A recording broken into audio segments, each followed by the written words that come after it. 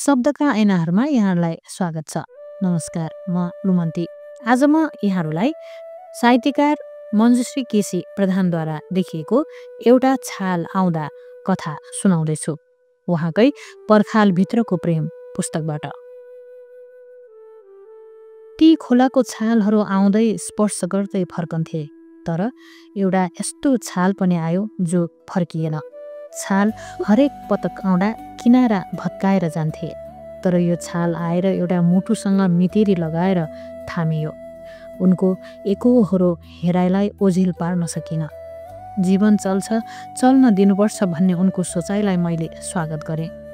ती खोलाको छालहरूले स्पर्श गर्दै धक्का दिएर जान्थे, फेरि अर्को छाल आउँछ, स्पर्श गर्छ। यो क्रम त छँदैछ।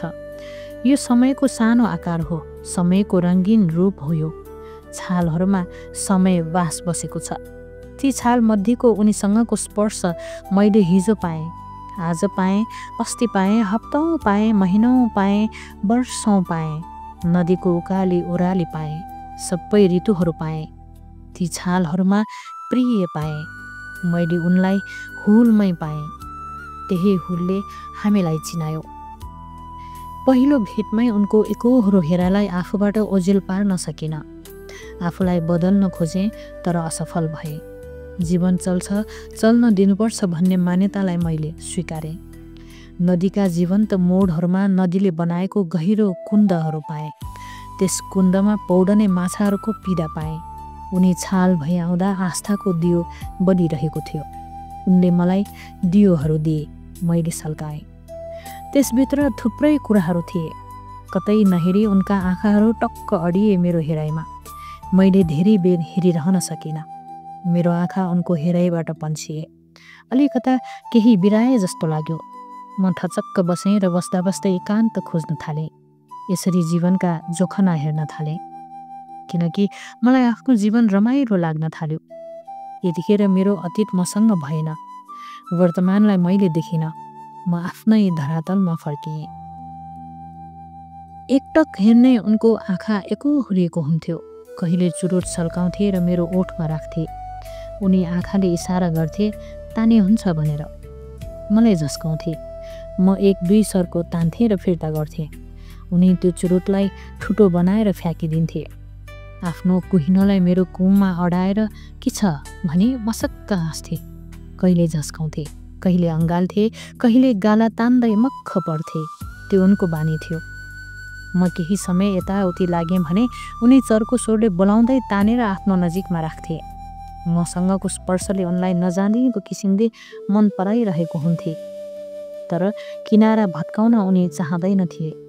उनी सधैँ छाल बने आउँथे, आफ्नो अँगालोमा बाँधेर फेरि फर्किन्थे, त्यही छाल जस्तै। हामीले परिधि नाघेनौँ।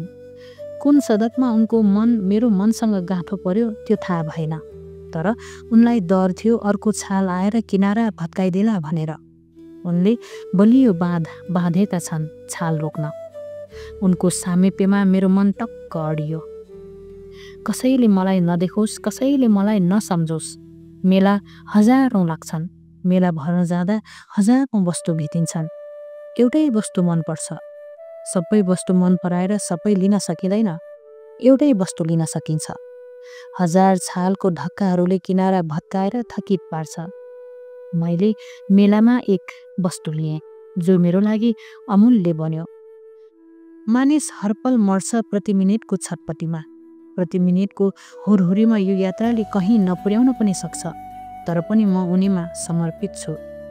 सबै वस्तु कहीँ फुट्छन्, कहीँ भाँचिन्छन्, कहीँ टुट्छन्, कहीँ च्यात्तिन्छन्, तर मेला भर्न हिँडेपछि कुनै वस्तु त खरिद गर्नु नै पर्छ। त्यो मैले खरिद गरेको छु, आफ्नो अमूल्य समय, अमूल्य मन दिएर। यसरी मैले आनन्द महसुस गरेको छु एउटा छालसँग। यो कथा यहाँहरूलाई कस्तो लाग्यो? यदि यहाँहरूलाई मन परेमा सेयर गर्नुहोला, लाइक गर्नुहोला र थप यस्ता कथाहरूका लागि शब्दका ऐनाहरू च्यानललाई सब्स्क्राइब गर्नुहोला।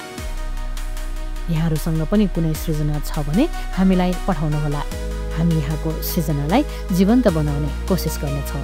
हस्त फेरि अर्को कथामा भेटौँला।